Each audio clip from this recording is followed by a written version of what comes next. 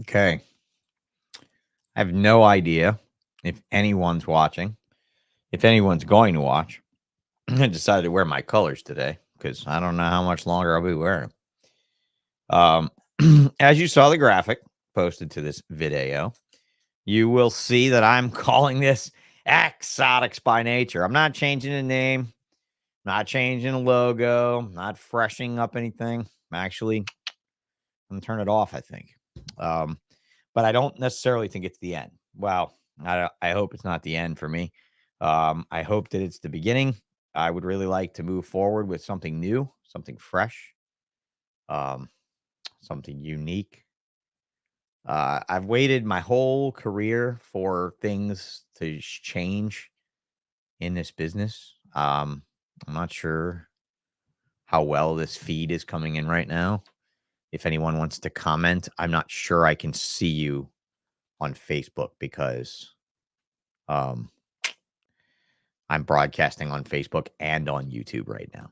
So I don't know if you want to comment in the comments section of this video, and maybe I can see which one of the platforms is actually feeding this broadcast right now. It'll make it a little easier on me to try to address everyone because I got to knock the dust off of this microphone, really. I mean, I did a little small show not long ago, and it was okay, you know. And a few people were like, "Yeah, we're glad you're back," and had one guy who was like, "Yeah, fuck this show. It's all promoting some shit new, some other website thing." Hey, clown scientist Gage, which site are you on YouTube? I see. Okay. Does Facebook come in as its own comment? It's weird. StreamYard never worked well with two different destinations because it says some destinations won't get comments, and before that is kind of how it was. So I'm gonna go over to the Facebook window and see there's 14 of 15 of you, whatever, 18 of you. I don't know. No one's commenting on the Facebook thread. So it's fine. If you want to go to the YouTube thread, it's better because it's easier for me to comment and tell you what I think and whatever and watch that one screen. So hey Will, good to see you. Clown scientist George, I'm engaged, first one in. Thank you for commenting. Will, good to see you. Kevin Stoltz was talking to you earlier today. Old friend Kevin Stoltz. We go way back. I mean, Kev, what year? I mean, give me a year. I mean, I know Tinley Park, we finally met. But back when Celia was with me, I mean, this was like 2005 or something like that. Eric B. No Rackman. Rackham, whatever, however that means. Whatever. All right, it's good. Year 2000. Wow. Okay, so right when I started. Wow. Okay, it was each immediately. Okay, or we met in Daytona, probably at Brian's table. Rest in peace, Brian Barczak. I am happy that I was able to, repair what we had as best I could, given the situation. So I just kind of wanted to say that, throw that out in front there for anyone who's mourning the loss of a great reptile guy. I'm just going to sit here and say that I'm not going to get choked up. We all have our moments, but yeah, it goes on about. But anyway, let's move on from that. Wish his family the best. Wish his enterprises the best. If anything is needed for the aquarium or the reptarium that I can help with, my gratitude and offer has been extended. So that's that. Hold back rack. Good to see you. Timothy Fryson. Good to see you. It's been a while. All the way in the UK. I decided to do this early, make it global. Fuck it. Good evening. Reptiler. Good to hear you say it. Antonucci. We were around back then. Yes, when we first had the Aztecs. It's been a long time. So yes, and it has been a long time, man. And thanks again for doing that episode. Catch this guy, the professional in London proper shoemaker there at 21st Century Reptiles episode of Bullshit. It was a Friday night episode a while ago. So anyway, moving on. So it's been a really weird time for me. I sold most of my collection of ball pythons in 2019, 2020. Those that aren't familiar with my history that may be watching this right now. Now, I did that because I get fed up with stuff I'm bipolar depressive by diagnosis, and currently unmedicated, which is probably not the greatest thing. But I decided that along the way, when I was on medication, actually, I decided that I wasn't happy at all. Right. Um, and Jason will bring you up here in a minute from Basement Balls. He actually was like one of the last shows, if not the last show I did here on YouTube. So you can backtrack to Jason's show. And Jason may be joining me in my little squad of herpers that are trying to push forward a new thing. So anyway, I got out of the snakes because I came to a clarity that I was really unhappy. My employee at the time was like, "Dude, you're really unhappy," and she's basically like, "Everybody wants to be you, and you don't want to be you at all." And I was like, "No, I don't want to be me at all. Like, I don't want to hatch this many snakes. I don't want to find this many snakes homes. I don't want to feel bad about the homes that I do find. I don't want to be this guy. I don't want to be animal rightsy though. Like, I don't want to sound like, oh fuck, he's going to PETA and he's gonna be a vegan. No, I ate burgers last night. I've probably got steaks in the fridge right now. I'm, definitely not part of the viral softness that insinuates. But I just want you to know that I was really unhappy after doing what I did as long as I did. I never did ball pythons to do them that big. I did them for money only in the beginning. And then I became infatuated with the genetics, especially the codominant genetics, because that was really the first eruption of that level of reptile genetic technology. If we're going to talk about it like that, can we talk about it like that? Can we call it technology now? Because even though it's not ours, it's nature's technology. Of making new hot things, of new hawk bait, new tiger bait, whatever it may be. But I really was bored to tears with producing 15 firsts of the world every fucking year after year after year.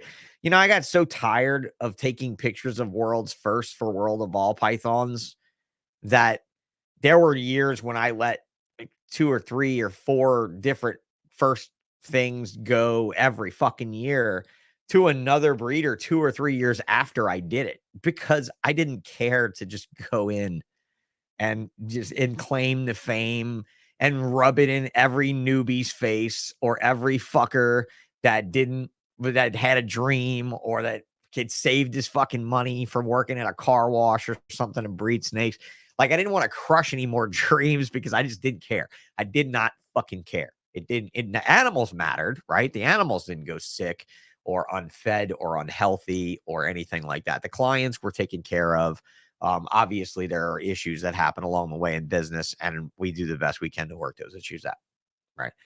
But going back to it, I was really sad. I was really upset. I was unhappy. I wasn't honest with myself. I wasn't honest with my clients. I wasn't honest with my staff. I wasn't honest with my family in the way of, this is really bringing me down. Like, I don't want to do this anymore, but I don't know what I want to do. Right. So I'm diving into my reef room. If you remember, I set up a whole coral grow room over here. And yeah, hit the like button. I'll let him pipe up, and then I'll announce the big animal in the room that absolutely I'm in love with, this beast of Antoine Hood. Who, how often do you have to shave your head? Because I've got these horrible moles on my head from being like this terrible white guy, right?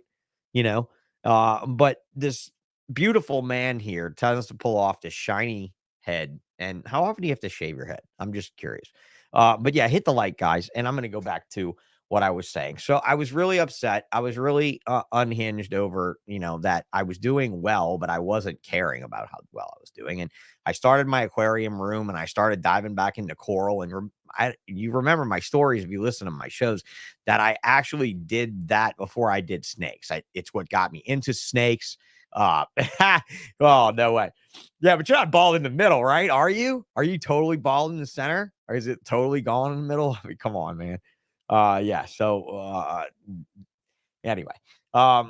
So I dove in the water. I dove back in the water, and my fascination with corals came back about. It was the newest technology, not needing to have chillers, not needing to have all this crazy shit. having LED lights that came on timers, dimmers, lightnings, and storm effects, and just the craziest technology. And it blew my mind. And I was just like, man, this is my time. This is what I wanted to be. I wanted to be a computer reefer. I wanted to be I didn't want to go out and herp in the woods. I mean, I love you guys that do it, and I envy you now that I'm in a wheelchair. But Jesus Christ, man, come on. How many fucking mosquitoes and how much ball sweat do you need to know that the shit out there is probably not as good looking as the shit in Daytona? I mean, it's what I figured out. First time I went to Daytona, I'm like, whoa, there's nothing like this in the wild in America. Not here. Not running around Louisiana. Not running around Louisiana. I'm not even in Louisiana for all of you military guys that have served in Leesville, Louisiana. I'm in the southeast where everybody lives and all the cool shit happens. I'm near New Orleans, so I'm there. But it's still lousy as fuck. Okay, so please understand that that's kind of how I mean. But really, authentically, I really truly mean that I love you all, but I don't want to be an animal breeder anymore. Okay. And I'm sorry if my video quality is awful right now, because right now I'm streaming Wi-Fi over probably a shitty connection, and I shouldn't be. I should be on a cord, and I'm going to be, because there's something right here to the right of me that really requires me to be a cord on a cord. So yeah, Steve, yeah, you have a really good point. He found some wild crackheads once and pit tagged him and let him go. Yeah, Louisiana was all about that meth recovery lab sort of situation. So I get it. Kevin Johnson of Northeast Reptile fame, also known him for 24 fucking years. But back to it. All right. I'm going to completely digress because you know me. I get off subject. So I got out of the ball pythons and I dove into water, and I decided with my friend that was helping me with my reef room that we would build the coolest aquarium shop that our little town ever did see. And I'll be honest, I had the time of my life doing it. And I spent all the money in my life doing it. And along the way through COVID, we were able to stay open the entire time, 5-6 days a week. And we were busting the doors out. You know, when Gabe lived down here, we busted the doors out. Everything was great. Economy started to sort of falter a little bit. Then Hurricane Ida happened in late 21 summer, right? Ida happened. I lost a dear friend. I lost my friend Mary during Ida. Like, she had COVID and she went out of town with her fiance Devin, who's one of my better friends, and she didn't wake up one night.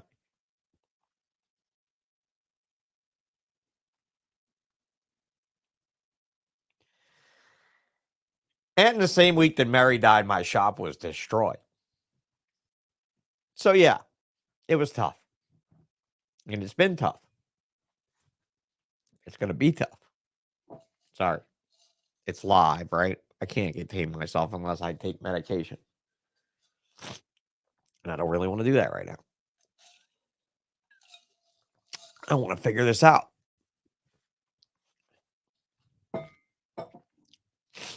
So anyway, loss, unhappiness, doing all the shit I love, right? So I decided maybe this isn't for me. Maybe I can't do it because in this wheelchair, running a fucking aquarium store full time is really impossible. Like, it's fucking impossible. I mean, when you're slow, you're paying somebody. When you're busy, you're paying more people. It was terrible. And why did I do it to begin with? I should have built a store where every tank was topped up like this, and y'all could all just joked about it. It could have just been like smallpeopleaquariums.com or something. I don't know. But honestly, that's the only way it would have worked. And I didn't see it working for everyone else. And I certainly didn't see it working for the rent. So, and not where I live, at least. The rent's very high here. So I decided to go ahead and part ways with the shop and sold it to a guy named Ricky Knight, who's doing well with it, apparently. I do need to go and stop in one day and see them and see their progress.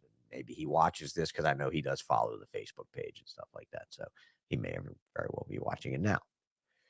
It was the time of my life running that shop, and I'll never be able to take those memories away. I mean, until I fucking lose my mind or whatever, right?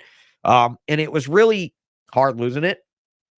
Harder losing the fact that it was a decision that I made that I spent a lot of money on, like a lot of fucking money, like all my fucking money on, and then decided, ooh, this is not for me, and backed out with like what, a third? No, not even a fifth, sixth of what I originally invested in it. So, but I mean, I along the way, I got into these machines. I bought a laser cutter, exiting the store. Well, not quite exiting the store, but towards the end of the store. I bought a CNC machine and built it out. Well, I bought a parts and built it from parts, and so I have my own machine, which is kind of cool. So whenever it breaks, I can like in like 30 minutes, I'm back up cutting again because I got extra parts for every fucking thing that could break. So yeah, it's cool. And CJ, so was yours, really? I mean, I saw you guys in business, and you were one of my main reasons. They owned Aqua Hut. They just recently sold last month. Congratulations. Congratulations to the new owners. Knock on fucking wood. I'm sorry. I'm sorry. I'm happy for my friends. I hope the new owners, I wish them the best. I hope they're amazing. I mean, I hope they're fucking magicians. I hope they're fucking Hogwarts alum, maybe. I don't really know what other else you could ask of it other than that. But CJ, I went in your store called Aqua Hut in Prairieville, Louisiana, and then I brought my friends that were running to work my store with me in, with them. And I said, all right, look at these people. They don't have an online business and they don't do aquarium maintenance, and they have this store open and doing well, right? How stupid was I to think I could get a piece of that? Like, how dumb was that to even think I could get a piece of that? But I had the freshwater edge, I had the plant edge, and I had these people in Mandeville. We're just going to call them that.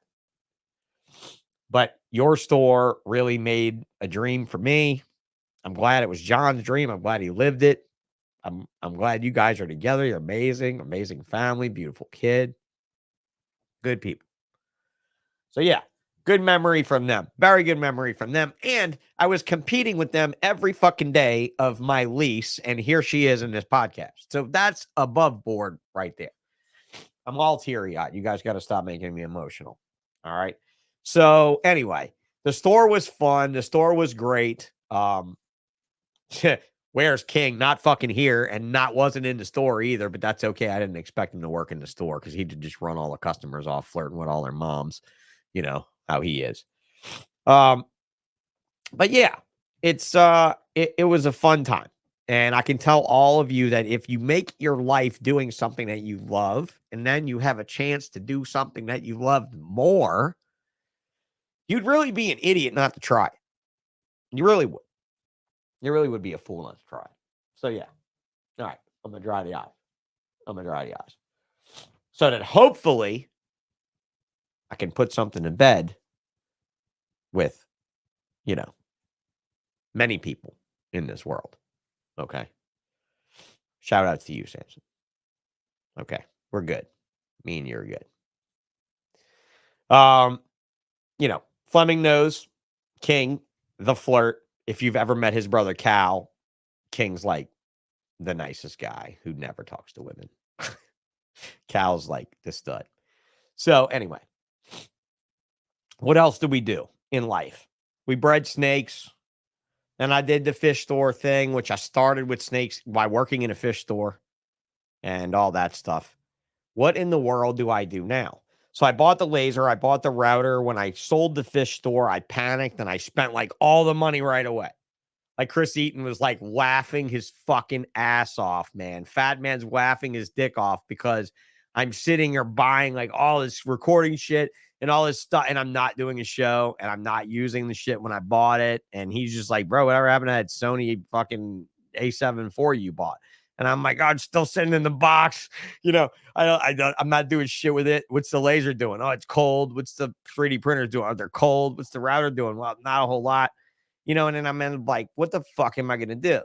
Like, so I love sea serpents. He was a big help to me when I got hurt. I'd be an asshole if I went after his business. So why the fuck would I go after his business? Right. Then like I got these other friends of mine, like Recoil. Why the fuck would I go after their business? Because I love them too. So like, what am I going to do? So I do the aquarium thing and I go after a guy in Canada's business that I don't really care all that much about, who's not, he's a nice enough guy. I guess I never met the guy, but he's really selling the product for like way too much money. That's got way little too much innovation in it. And I really wanted to see something like more innovative in the future other than some motherfucker just making cash. And maybe it's not him making the cash. Maybe it's the people he's selling it through. And maybe they're the ones that are jacking up on the shit. But I mean, the space is, there's no one in it. There's no one in the space. And like nobody I love. There's no way there's anybody I love in the space. So why not just go after that space? Well, then the economy hits, right? And you're like, well, fuck, you can start a brand new business in a brand new space. So I sell stuff to a big dealer that's near me. I mean, a huge fucking dealer. Some of you heard me talk about them before. They're called Coral View Industries. They are also developing a new thermostat that I'm flattered to say that as soon as it comes out soon, that we will be the ones representing it, that I will show you here, because I will plug it just like I plugged the last one on the last show, the same two companies that I'm going to be doing stuff with here soon, because I want you to know I don't want to leave the public eye. I don't want to leave the reptile community. I don't want to do anything but continue to help to make everything better with you guys and, share knowledge and share love and positivity. No fucking negativity. I'm not doing that shit. I'm just not really doing that shit. Not down with it. Just not really down with it. So, I'm trying to reinvent myself, if you will. I don't know what to say. I've already had my midlife crisis. I already bought my leather pants and my Corvette, motherfuckers. I mean, it just happened to be a giant bunch of aquariums, a bunch of aquariums in an aquarium store. But at the same time, hey, if it's a means to an end, why the fuck not? Okay. If it's a means to an end, why the fuck not? Some of my best friends has been helping me along the way is Jeremy and Janelle Allen. Janelle here is also responsible for helping me get Mark Mitchell, the amazing veterinarian, on this podcast that we recorded before. And you can check him out on the past show. He is the director, or was the director, of zoological medicine at LSU. Now he's just a, lowly old researcher, I think, because that's what he likes to do. But she is the manager of all the research animals at LSU Veterinary School that they do the studies on, the non-invasive studies and such like that. So it's pretty cool to have Janelle on my back, kind of got my back. Feels pretty good. Yeah, and this might happen, Eileen, through Darian and I working together, because Darian wants to do something, but we just have to figure it out. But I'm going to tell you, one of the main things I'm going to do is probably clean up the language on this podcast a pretty good bit, to more or less suit a little bit more people. It's not going to be completely clean, but it's not going to be a vulgar place. I would prefer it not to be the Samuel L. Jackson fuckery that it has been for the last 9 years since its inception. So yeah, I would also like to say, thank you, Grady. You're always a good dude. It goes back to the days of NARBC Arlington. That is also no more. Starting next month, the new NARBC Dallas proper show comes about. So I might see you there. I might not. I don't know yet. Financially speaking, I don't know if I have a table yet. I paid for one last time, but I don't know if I got one. And then this time, I don't know if I can actually afford to go. I might be able to barely swing it if I have products to bring, which leads me to my machining dreams. So I really like the idea of machining some stuff for the reptile industry that's a little different, and that's what's behind me. Yeah, it's a cage. Yeah, it's a cage. It's just another fucking cage. I mean, it's a good looking cage. It's clean. It's pretty. I mean, it's not ugly. And it's got some cool dimensions, because as you see, it fits the dimensions of an NSF Baker's rack. And they will be in 6, 4, 3, 2, and 1 dimensions available. Jeff, I agree with pre-recording the old heads, but at this point, a lot of the new heads don't even know who the fuck they are. So why would I potentially crash and burn again on trying to bring you guys something that should be gold to you, even if you can edit for yourself and not hold other people responsible for shithead actions. And yeah, that's it. We're just gonna bring I'm definitely not gonna bring you the WMV, you know. Um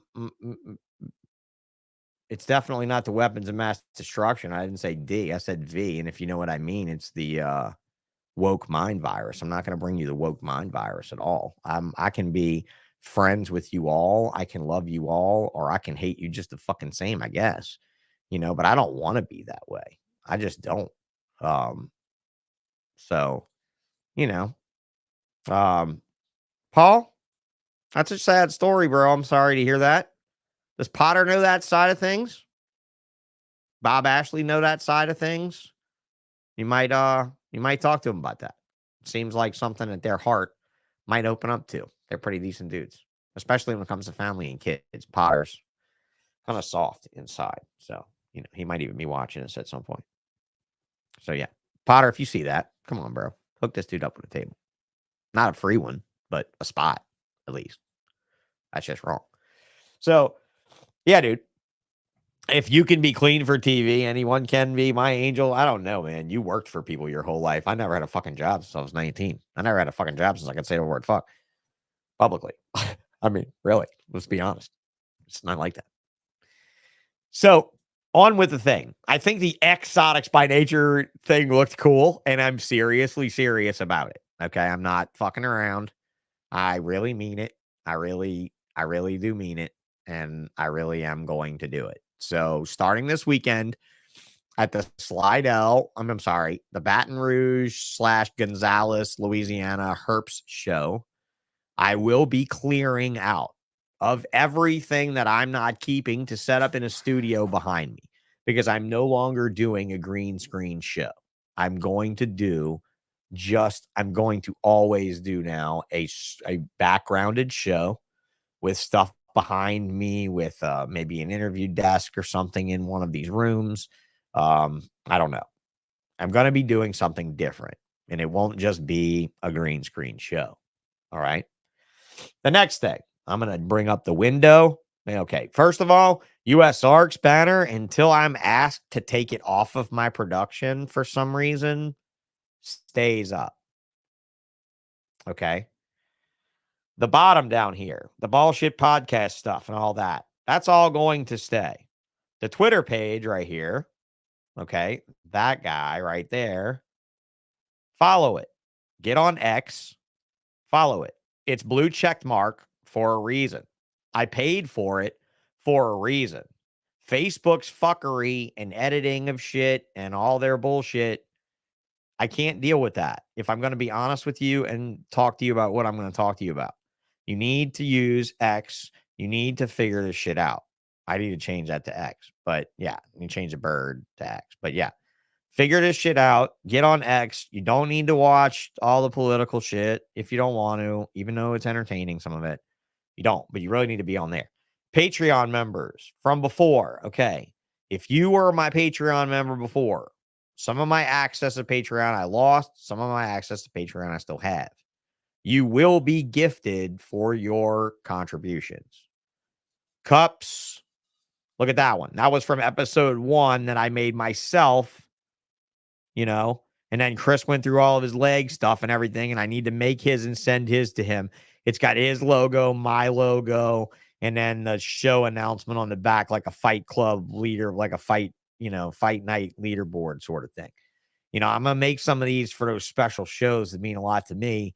And, but I'm also going to make some bullshit. Thanks for sponsoring the shows in black and then some in like a Kelly green, because I have a bunch of tumblers that I need to use up anyway. Okay. But those are going to be for you sponsors that never got anything, because, it's Patreon, right? We might as well do something for you because we're going to change it up. All right. Next phase of life, reptilium.io. I'm bringing that up the screen now.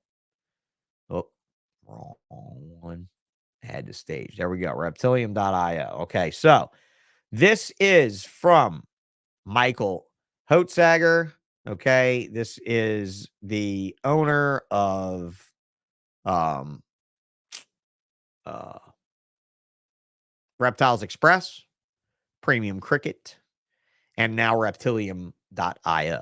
So what Reptilium is basically going to be more or less I don't know how to call it.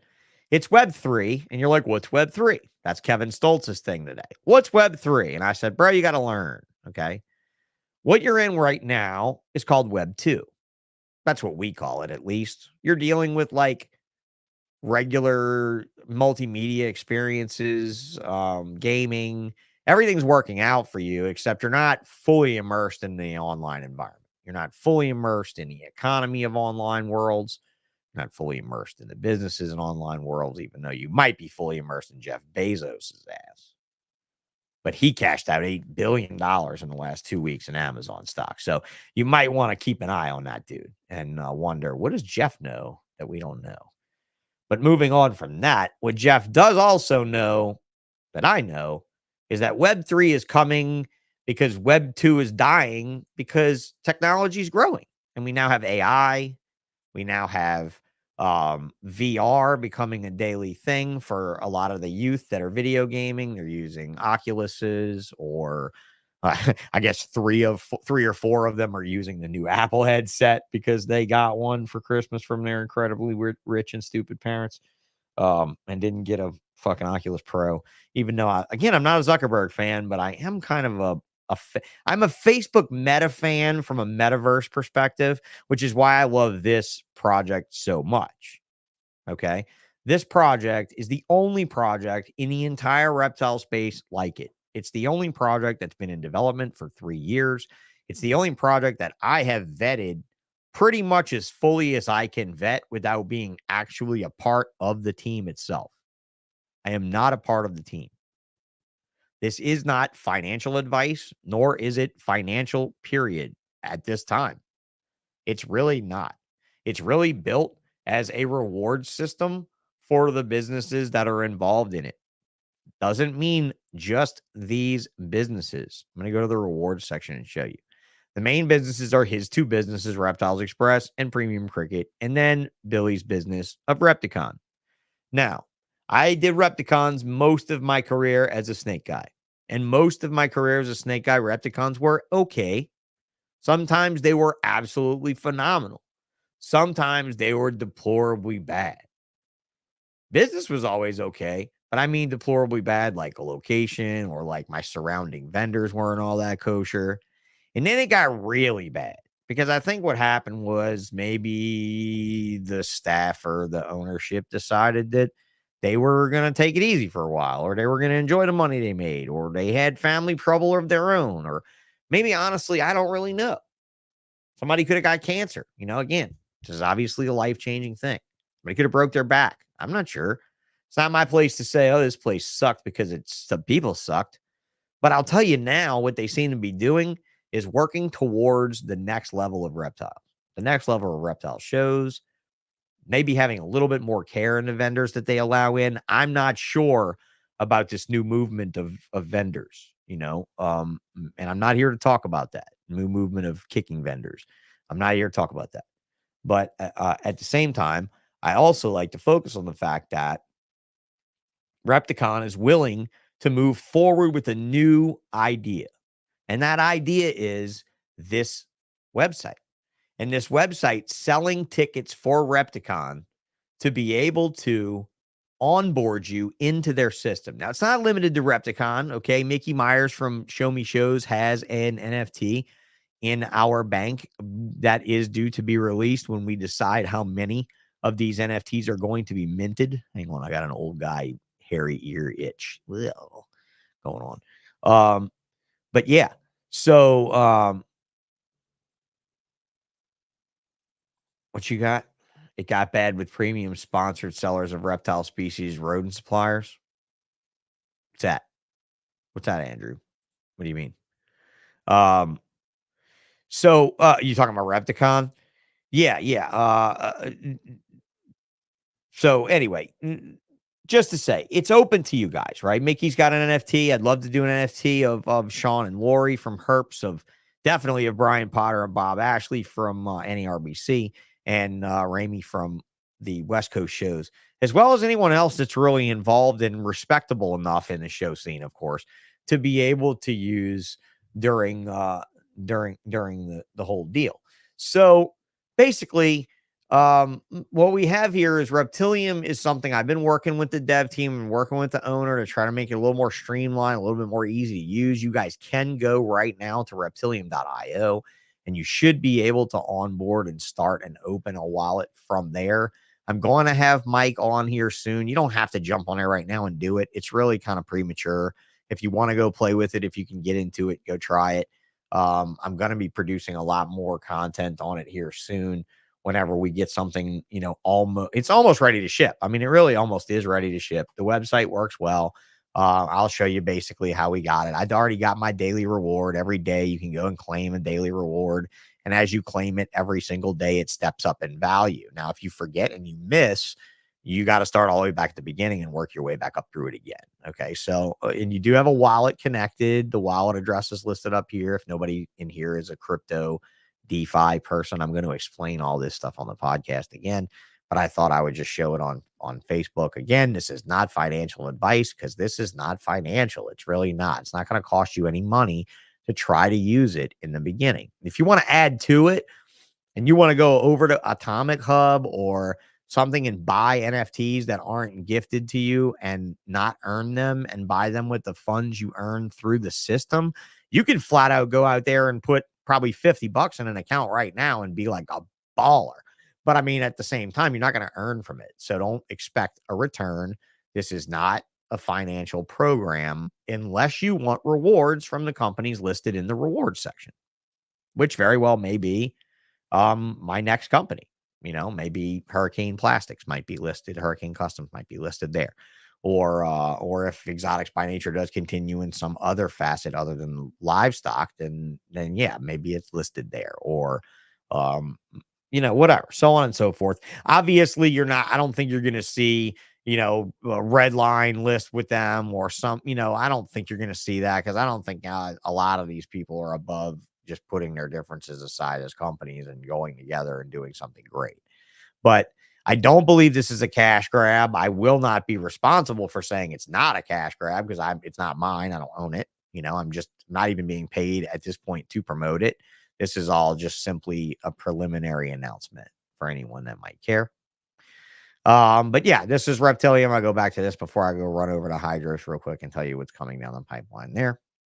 Hopefully there's something coming down the pipeline there. Yeah, these are the farms. You got to have the farms. You got to grow them to a certain level. I leveled up all my farms already and, it costs this much elf food and this much gift to level up and, blah, blah, blah. You can learn it.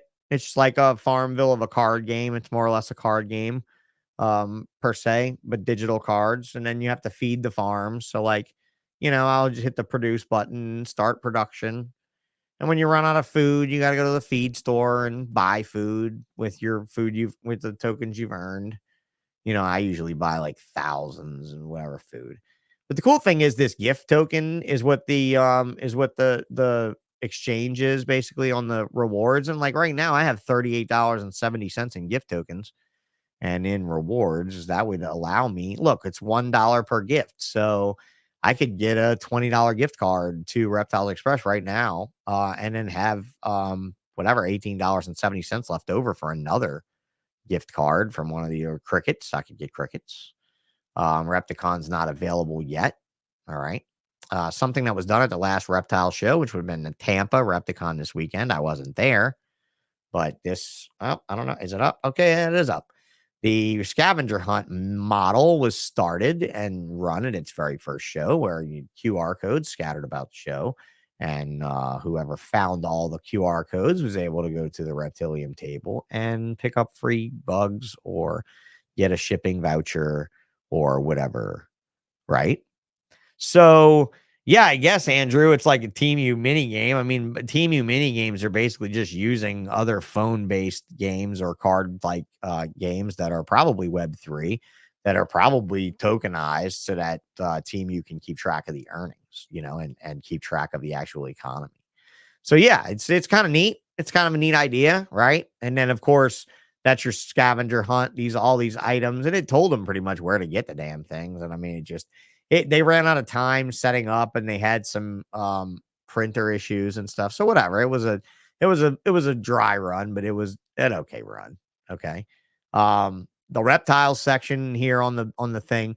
This is for like breeding reptiles and growing finance, more or less in the game.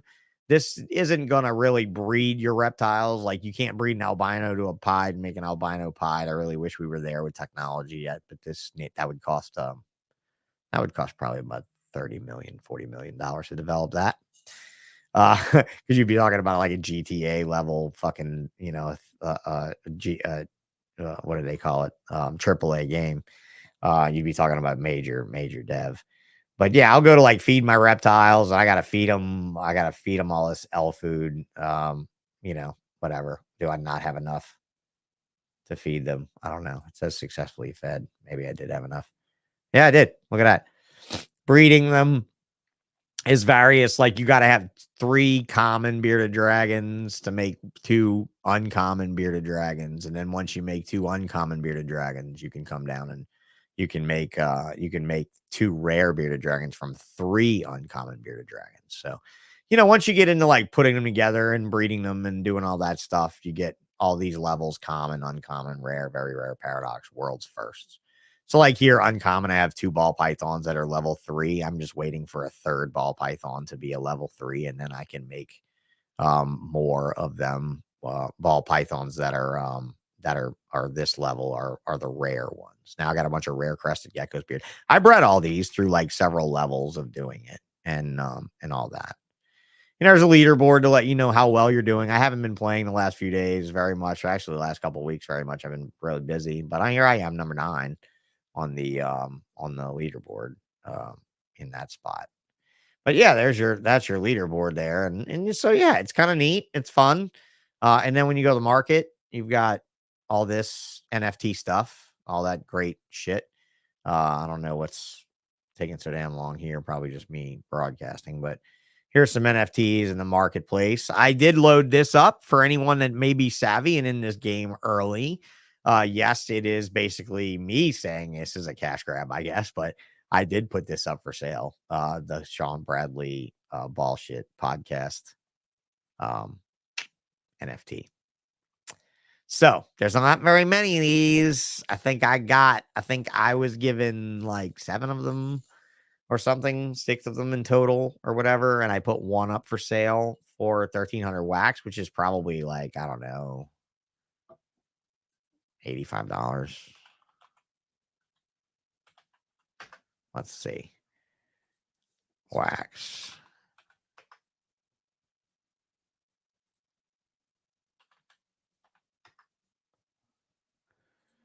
Wax P. Where's the conversion, man? I don't forget. They changed this damn site up so much. There it is. Wax P, 1,300 wax. $86.72 for my. Yeah, I just said the lucky number 13 thing, right? I was just like, oh, look at that, because I got a 13 tattoo on my wrist in the image or whatever. Yeah. So anyway, you can go to collect, and if you want to see the NFTs that have been worked on so far, you can go to collect page. It's kind of cool, the legends and all that. I'm a legend. The reason I'm lit up is because I actually own 4 of these. Okay, so I have 5. I have 4 in my wallet and 1 that's staked. Allison, who is Michael's wife, who's the other president of this company, Wayne Hill, Bob Malieu, the late Bob Malieu, and the great and all good Todd Goodman are the first 5 of the row of legends that were minted. But there's a bunch more in that have been done. They're just, yeah. So it uses actual crypto. Okay, so basically the game itself is crypto. It is crypto based. And it is based on these. Hang on, let me go to my earn tab. Or, yeah, let me just go to my earn tab. Here you go. It's based on these tokens. Okay. It's wax based. It's on the wax blockchain, which is kind of cool. I was a little anti-wax when I started it, but when I started with it, but I've really gotten to know it by now, and it's really nice because you don't have to pay fees to do trades. Okay. You don't have to pay any fees to do trades, and which means when you're doing the game, when you're playing the game, like the daily reward, that's a contract. Like just like feeding the reptiles a minute ago, that was a contract approval, so on and so forth. Yeah. So there's wax, which is not a reptilium token, right? That's a blockchain that it's all based on. And then you have RPLM, which is the token for the main game. You have L food, life food, and then you have gift. And so the game actually has three cryptocurrencies, three tradable currencies, which obviously one would be gameplay, one would be more or less governance, and one would be more or less a utility token for those people that know anything of what I'm talking about. Governance is like operational coin, and then which is what I would think of something like RPLM. Then life food is the game coin that you're going to use to feed all the animals and to feed the farms and to buy all the food. And then gift token is really the reward token, because that's what you're going to use to convert to real life money if you wanted to do it with like credit with Reptiles Express or Premium Cricket. I mean, let's face it, man. If you played this game every day and you got a decent wallet built up, you might be able to get yourself free crickets if you're using a couple thousand crickets a month. So how many wax equals a blowjob? I don't know, bro. I mean, depends on if they start selling blowjobs on one of these fucking reward sites or not. It's crypto, right? I mean, I'm not doing it. It's not my site. Fuck. So yeah, little out of line on that questionnaire. So yeah, you're gonna have to clean it up for the real show when it comes about if we're gonna get anything done. But yeah, so the collect page allows you to kind of go through this. There's the suppliers category. There's quite a few people here. Gecko Junkie, he's very involved with the project, with trying to push it forward. Obviously, Bill Healy from Repticon, quite happy and involved. Here's Steve Serpents right here, our wonderful friend Chris. And his glory of I just like the NFTs. I like his artist. I like how he's making us all just absolute stupid heroes, and some of us are ridiculous and some of us are not. I mean, you guys want to see old Dave Levinson? I mean, Dave Levinson is great. Let's see where Dave's at. Dave. Where are you, Dave? There's Dave. Look at Dave. I mean, I showed this on the last episode when the guy, like, I had one comment that was like, "This is the most boring fucking podcast." Oh, anyway, slow ass computer. I got to get that line in here. Dave Levinson. There he is with his pike fish, his superhero stance, his cape, and that fucking beard that could creep anybody out. But yeah, big involvement in the project. Also, Rich Delbano, for all you Boa people out there. The Boa Mafia is up in here already, right? So if you're Boa Mafia fans, we already representing the Boa Mafia in this slow ass motherfucker, man. I know it's not Reptilium that's this slow. It's got to be this connection, whatever the hell's going on. So, all right. Well, I'm gonna stop trying to load this crap if that's how long it's really gonna take. Jesus Christ. There's Rich Delbano. Took forever and a day. What the hell's going on? Bob Vu's on here. There's Tristan from Gecko Junkie.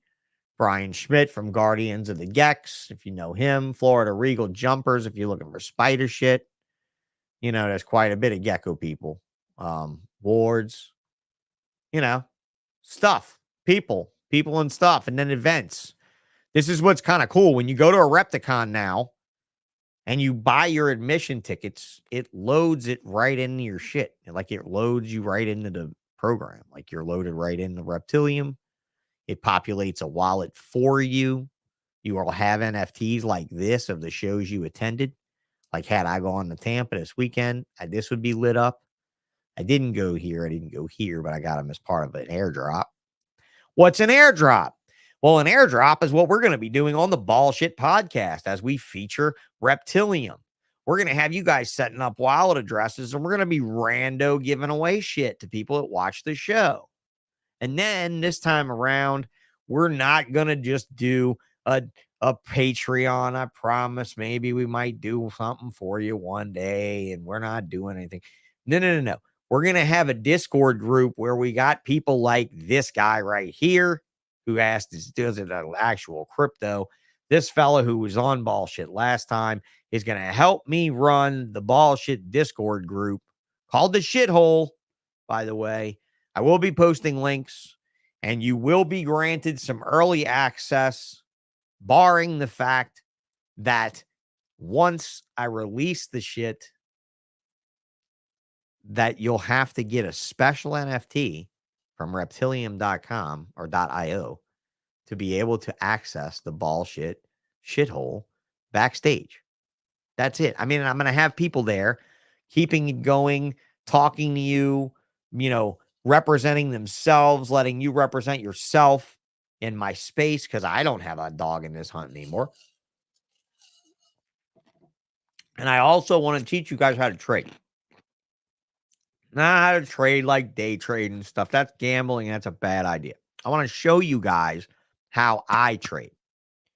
I want to show you guys how I buy what I buy and what I believe in and why I believe in it. And another thing I really believe in that I want to share with you again before I turn this off, because it's going to sound like an infomercial and it might as well finish sounding like an infomercial, is hydros, Coral View hydros. So I've talked about this a good bit.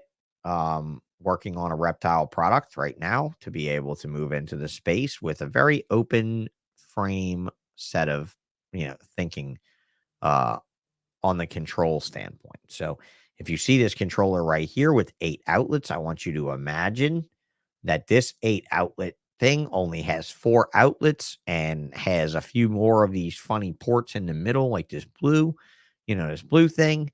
And, I want you to kind of just picture this, where each one of these outlets can dim like a Herpstat or a VE or a Helix. And then each one of these ports, which there'll be 4 of them, corresponds to a temperature probe. 4 of them. Then 2 more of these that are 12-volt accessory drive ports. Okay.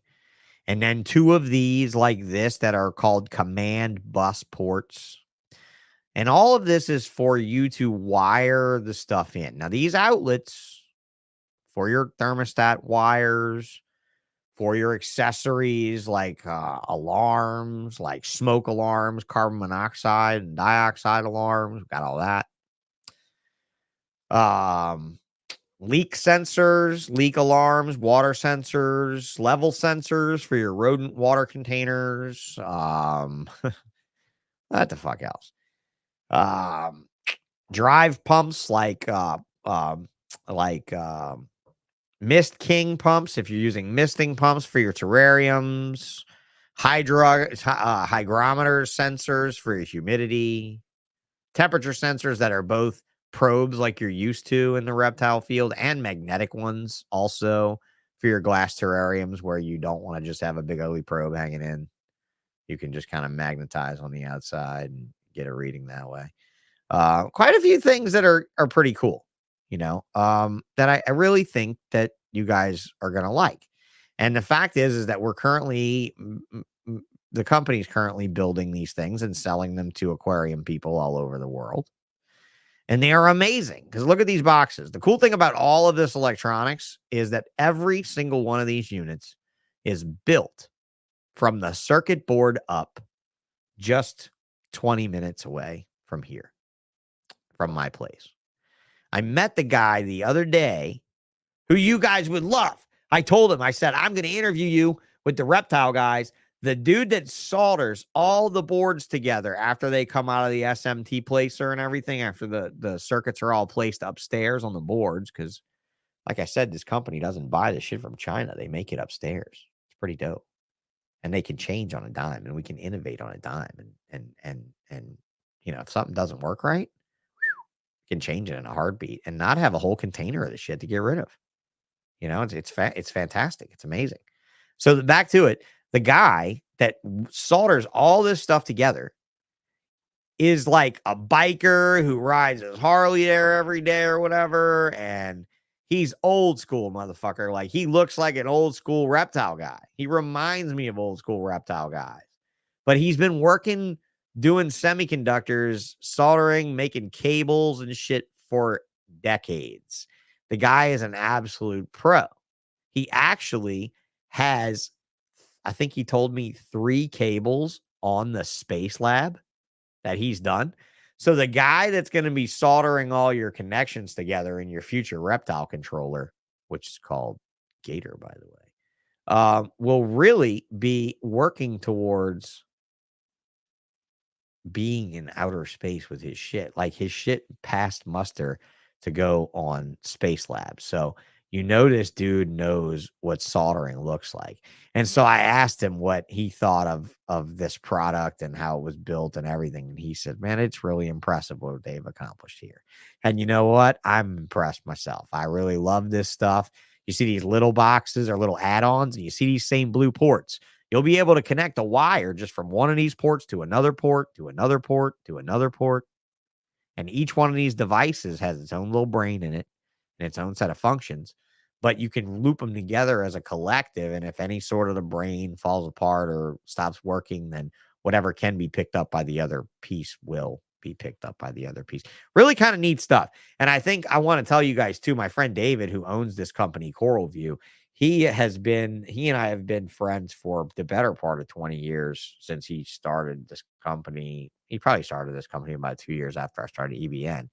And if you've done anything in saltwater, Coral View is who owns Reef Octopus. So if you know Reef Octopus, this is the owner, the builder, the maker, the manufacturer, the seller solely of Reef Octo. So and Hydros is the control brand for the saltwater. So yeah.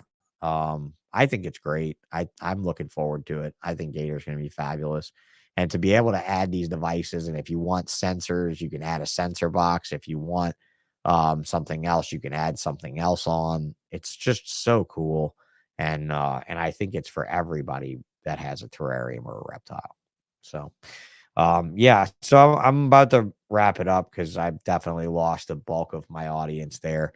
No doubt. Hey Ray, yeah, great products. They do have great stuff. And the fact that it's made here, it's made close, and it's not container fulls of shit that a company has to get rid of to go to China. That's it. I mean, it's just at the end of the day, who wants to continually buy shit from China? I mean, I get my raw materials from there, and that's about all I want to do. I want to get my raw materials from there and maybe the odds and ends of parts whenever my machines break. But that's about it. Everything else should be us here in America or Canada, Mexico.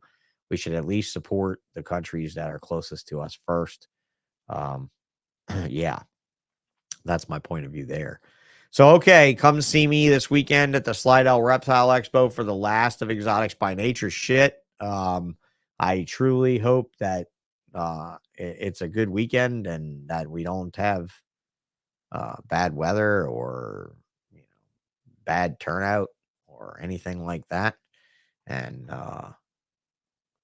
can I share this fucking screen? I don't know if it'll let me share it. It might. Oh yeah, it will.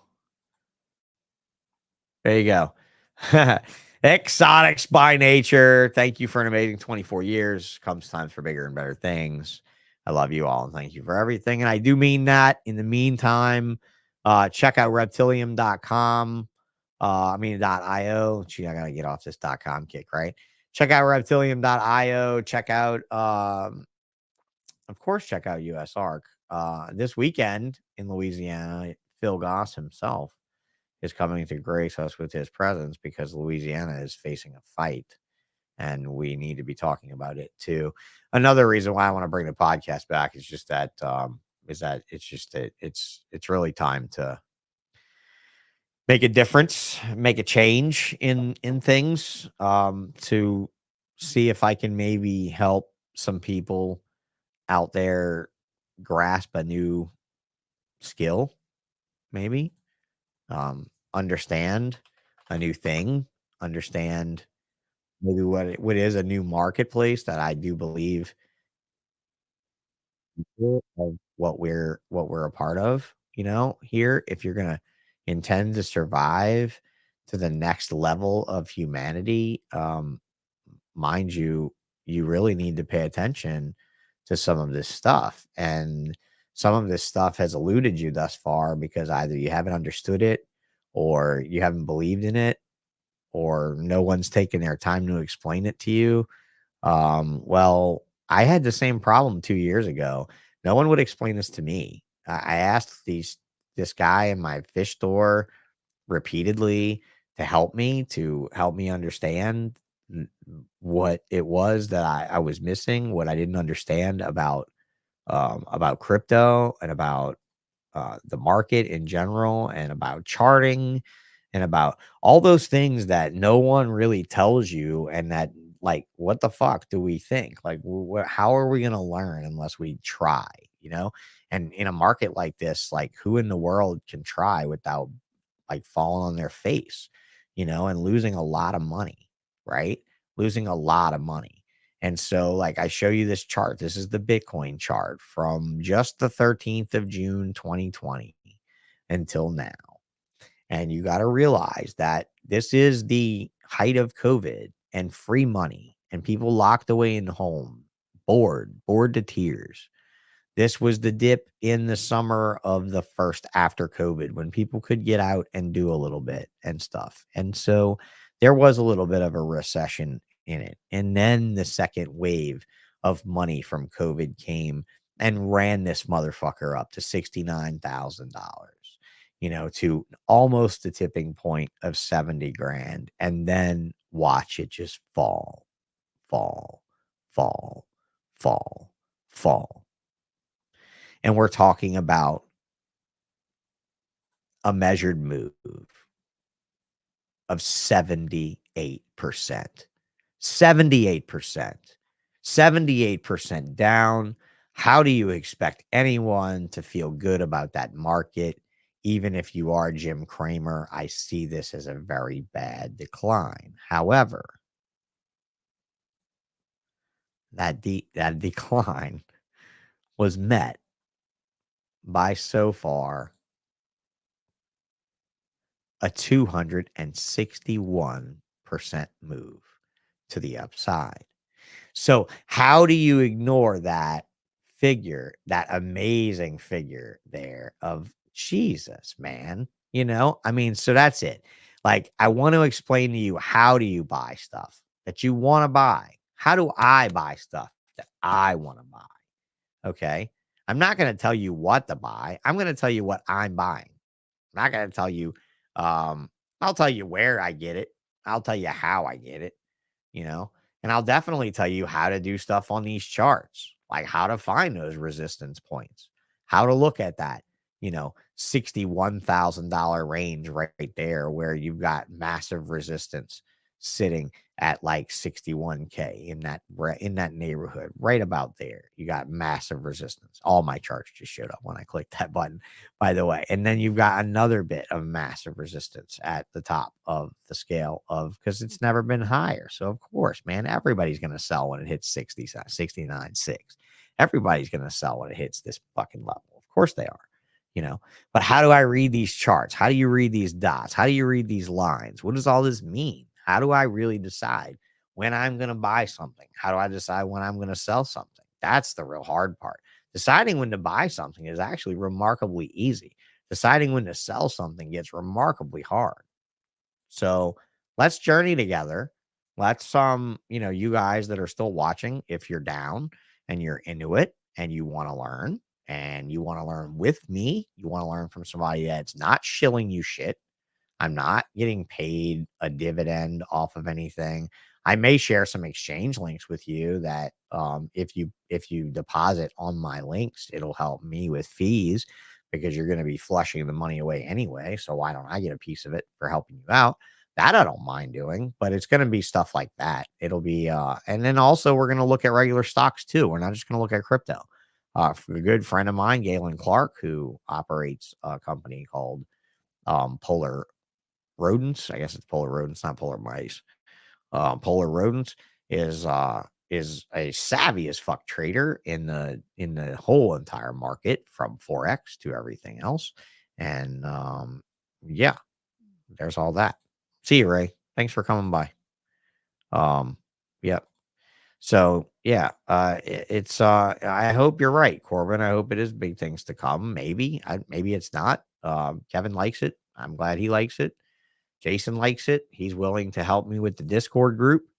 So yeah, I think a lot of that stuff's going to come into play, and you'll be able to understand a little bit more about what this market means and what all these symbols and all these, all this other stuff means. I mean, hell, it's pretty crazy what this market can be like at times, and to understand it could maybe be the way for you to really come up in the world.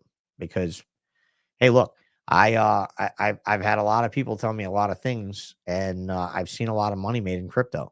I've seen a lot of money lost in crypto. Seen a lot of money made in the stock market. I don't know a lot of people lost a lot in the stock market because I don't know a lot of people that are that savvy and stuff to begin with. But if you realize this is 24 hours a day, it never stops, 7 days a week. You can jump in whenever you want. Jump in, jump out, hang around, hold, trade, day trade. You can do everything like that. You can do all of that shit in this space and do very well with it if you just understand the risks around, understand majorly that this makes and breaks people every day. It's risky. Don't put anything near it that you can't evaporate. And I mean it, because some of this shit will make you crazy. It'll make you be like, ooh, I can do that. You can't do that. You can't do that. Okay. So, like this, for instance, I shorted this fucking thing today. Look at this monster. If you know anything about longs and shorts, when you long something, you believe in it and you buy it with the intention for it to go up. When you short something, you don't believe in it and you buy it with the intention for it to go down, and you get paid on the reverse slide. This thing has absolutely ripped to a valuation larger than OpenAI, the company that designed ChatGPT-4, ChatGPT period. How in the world could a crypto AI coin rip out and truly beat this? And you know what? This all happened last week and over the weekend. And today, when Bitcoin absolutely ripped, was when everything else should rip. This is Bitcoin today, absolutely ripping through, right? Just absolutely ripping through. Oh, wait, hang on, 15 minutes on the daily. Let's see. Look at that. Absolute rip through the day, all right here. And that coin we were just on, that everybody believed in before, that got tons of swell from the Nvidia news, tons of swell from the Nvidia. It was all from the Nvidia news, from AI, from Tuesday. $277 billion added to Nvidia's market cap.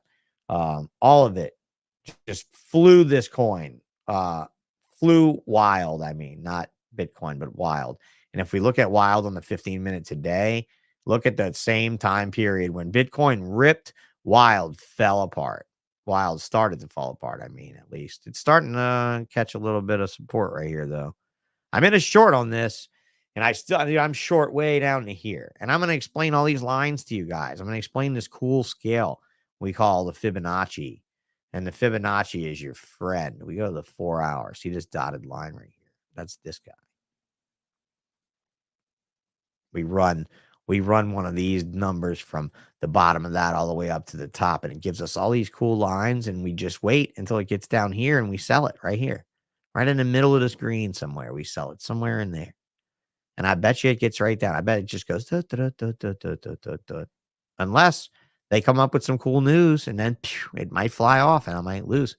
But I tell you what, right now I'm up, and it was a nothing but green day. And this short, we're up on this short. I'm up on this short. So yeah, I don't like shorting. For you guys that that learned about the market from watching the GameStop movie on Netflix. I'm not big on hedging the market, because in times like this, when everything's ripping and raging, this is how you really get burned. You really, really, really get burned trying to short shit because you always looking at these big gains and you're like, oh man, I know that thing. You'd be like halfway up this green slide right here, and you're like, I know this thing is gonna go down, man. This thing ain't gonna make it past this other high right here. And then all of a sudden, you take a short on that thing, thinking it's gonna go up to this level and then back down right on this side, and that bitch just keeps on going, and you lose all your fucking money. Gone. All right, not a good thing. Neither is me carrying on too long. Also going to try to limit that. Going to limit how long I go on. Going to limit how much I interrupt. And going to limit how much we talk about bullshit. So thank you guys. As soon as this show situation's under control, excuse me, I'm going to update that Morph Market store with the rest of what's available and let it rip. I really will probably do that after the weekend just because this week is going to be really busy. Oi. But yeah, if anybody wants to hang around and time or anything in the marketplace, just hit me up on a DM, anywhere, Twitter or anything like that, and I'll be happy to hit you back. And I will certainly do my best to bring you this show very shortly. I'm really working on it, and we're trying to get things together here. Yeah, I'm 20% up on that short from earlier today. So I bought in. Let's see. My average price is $822.63. So yeah, I'm just a little bit above, I say I'm 20% up.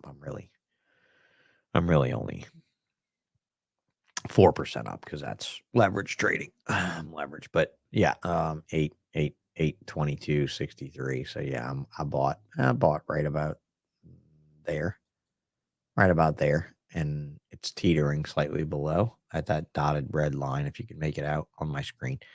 But yeah, I will be back on and showing you guys more as I get rid of more reptiles and make more room in my life, more time in my life to show you guys more things like this. But I hope you enjoyed this little bit of time and, me being emotional earlier. It's just hard. It's hard talking about stuff. It's hard losing people. It's hard getting old. It's hard struggling through life. It's just tough, man. It's just really fucking tough. And my life has really been easy and extremely fucking difficult. Extremely fucking difficult. So, yeah, good luck to you all. I love you guys, whoever's still around. You guys are all great, and we'll see you soon. And Jason, let's keep plugging away at that bullshit uh, Discord page. And like I said, if you didn't see the note I left for you, I mentioned it here on this show. Uh, they're gonna have to be NFT holders or some shit to be in the Discord group. That's it. Like, maybe we'll have a Patreon page too or something. I don't know if I start machining enough stuff, but it's I think it's cool. And Allison from Reptilium, she really, one of the owners, she really liked that idea because she's not metaverse savvy. I mean, metaverse and all this project is really Michael's project, her husband's project. But when I talked to her today, she was just like, man, tell me what you could do for us. And I was like, all right, here's what we could do. And I said, this is what we're going to do. I'm going to have a special NFT, and they're going to have to, on the podcast, they can listen to the podcast and they can get the NFT awarded to them, or they can come outright own the NFT by playing the game. And by playing the game and having the NFT, it grants them access to the Discord group. Okay, where we will talk about investments from a much more savvy and deep standpoint. So I might not be getting paid to have you in there, but I definitely want to have you engaged in the projects that we're engaged in while you're in there. So it's not quite TTOO or fucking Jesus. I don't even think you'll be like, TTO, what the fuck is that? Or Nexus, or what the fuck is Alex Becker's goddamn club called, man? Neo Tokyo. Not Neo Tokyo. Because, dude, to get in Neo Tokyo, to get in the club for Neo Tokyo trading, the NFT floor cost was 78 grand. Fuck. You better be making some money in that group, though. You better believe that them dudes are throwing around gems, making bank. just from their calls, right? So anyway, we're just gonna fuck around. We're gonna have a good time. We're gonna learn together. We might lose together, but hey, it's like I was telling Corbin, right? What day was that, Corbin? You're hearing the podcast. What day was that? Fucking what's today's date? Today's the 26th. Corbin and his friend were here on the 20th. Was it the 20th or the 21st? No, it was the 21st. It was the 21st. I said buy ape on the 21st. When I say buy ape on the 21st, you said, what did you? You're like, man, I don't know. What are you gonna buy? And I said, I'm gonna buy ape. And on the 21st, I bought ape. And if I go from the 21st until now on ape, I'm already at a 25% 25% increase from when I bought in the other day or whatever. So yeah.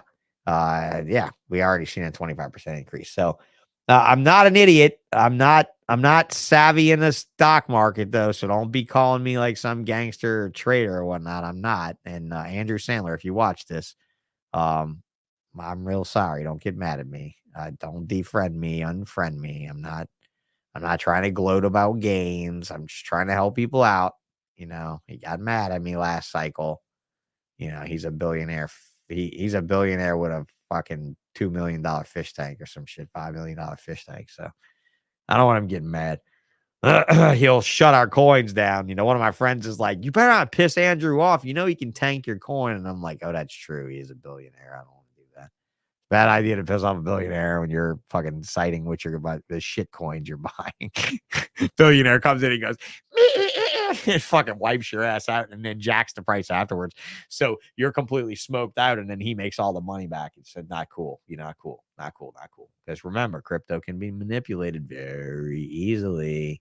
But I want to teach you guys about trend lines and Fibonacci's and all that fun stuff, because really, honestly, like let's see what this says. I'm just going to say this before I go. I'm going to take a fib from the high point here down to the low point here, and we're going to see where the lines line up. Look at that. Look at that. And that's on a 4-hour time frame. So you see all these peaks, how they peaked out here, how they were going for this line and they didn't, or they did and they came back. And then they went down to this line and tested and went below, but came back, down and back up and then back down, up and then down a little bit, up and up and up, but down and down and down in there. You see those lines though, how they correlate just with that simple drawing I just laid out. I mean, they're not dead on the lines, right? But it's not a bad guideline, is it? Just doing those simple things like drawing out this trend, saying, yes, this coin is going to want to come back up to this trend. And it will. It'll come back up to that, and it'll peak above that, and it'll bounce along the top of it, or it won't. And it'll bounce along the bottom of it, or it won't, and it'll bounce off the bottom of it and go straight fucking down. Because remember, the market moves in 3 directions: up, down, and sideways. That's it. And if you're a bull or a bear, I asked that question on Facebook not long ago. Which one are you? With a picture. A bull, a bear. Which one are you? Well, a lot of you answered, but I'm not either one. Sometimes I'm bullish, sometimes I'm bearish. Actually, right now, I'm 20% up on 2 different investments. One of them's a short, one of them's a long. It's not a good idea to do that. It's never a good idea to short a long market either. But the fact is, that coin is overinflated as fuck. And there's no way in the world that AI crypto coin is worth more money than Chat GPT's OpenAI company is as a whole. There's just no fucking way. So I'm going to short that bitch. And maybe, just maybe, this up, I'm up $16 on 97. Maybe, just maybe, this thing goes negative and goes negative 50 on 97. And I buy another $97 worth of it, making that halving that. Or I buy $200 more of it, making it a third of that, and dilute the loss and watch this thing turn around and go down on me. And that motherfucker will make me money. And I will explain to you how that works. And I've just recently come, and I'm not a genius. This market is good right now. The market is doing well. Anyone doing well right now is going to be like, oh, I know what I'm fucking doing, man. I'm a genius. I know how to pick the market. I know how to call the tops. I know how to call the bottoms. You're going to see me post out like, oh, I know how to call the tops. I know how to call the bottoms. But it's going to be based on the fact that my track record's not bad doing this same system. And when the market's going up, this is the system that works for me. And that's what I'm going to share with you. So stick some money aside if you want to play alongside with me with your own research and your own time. But I'm going to show you how I'm spending my little bit that I spend on this stuff. I don't have a lot in the market. I've lost way more than I'm sitting on right now. I consider it college fees. I consider it the tuition I never paid to learn a skill I never learned, you know, before. That's how I consider this stuff. I don't consider this to be something that you spend money on that you can't afford to absolutely burn, at which point I can't afford any more to burn. So I got to get it right. This time around, I told myself I have to get this right. I have to learn why I'm losing. And after winning really well, I have to learn why I'm losing and losing and losing. I just have to figure it out. And once I do, I'll be on my way. And as for my BMX trade, the other one, I showed you the wild, the short. That's the wild short that I'm in. WLD, World Coin. Used to be Wilder World. Now it's called World Coin. It's an AI. And the other one I'm in today is called Beam. And Beam, I'm in a long. Beam is up fucking flying like a son of a bitch. Look at that, boy. Turn our charts off. Look at that. Nice day. That's a 4-hour chart, 15-minute chart. Look at that. Shows just a really, really beautiful day for a really beautiful project. This is a gaming studio on Avalanche called Beam.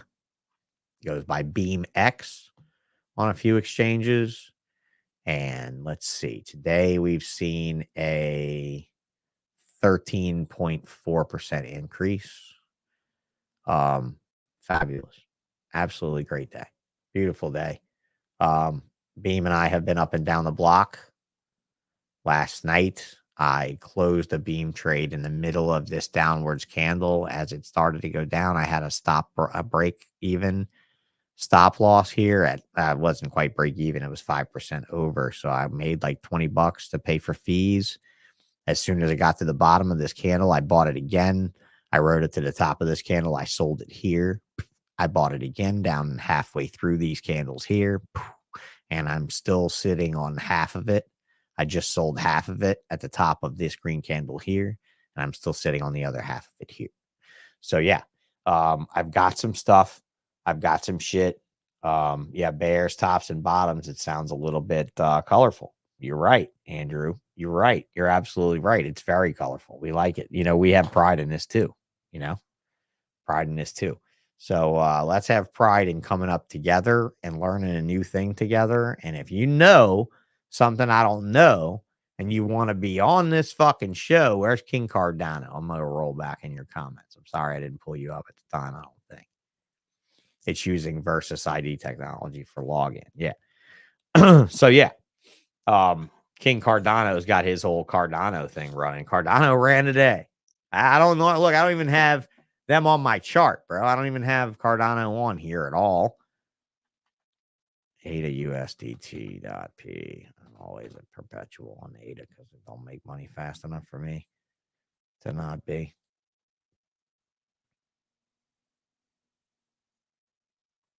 Shit ran 4% today, dude. I'm always shitting on your coin. In fact, on Facebook, I don't know which one of you that was on Facebook that said that, but I shit all over this for one of you yesterday. Oop.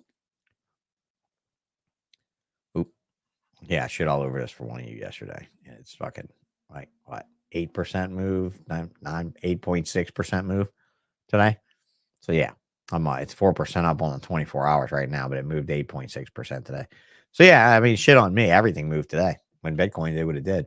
And that's it, guys. Everything correlates to Bitcoin. So if you want to get into crypto and you want to start watching and you want to know why your coins do what they do, no matter what they are, no matter what wallet they're in, pretty much. I mean, there are some decoupled Bitcoin coins that you will run into along the way that we will discuss when I'm more versed on some of the ones that are functionally good to have. But yeah, so this is the Bitcoin path for the last couple months since October. And man, we have just been on a stomp. So if you guys don't have conviction here in this marketplace, looking at Bitcoin here on this chart, this is the MEXC chart. So it's not that long. It goes back to 2000. I don't know. It does. It goes back to 2017. That's all the way back to 2017 there. Yeah.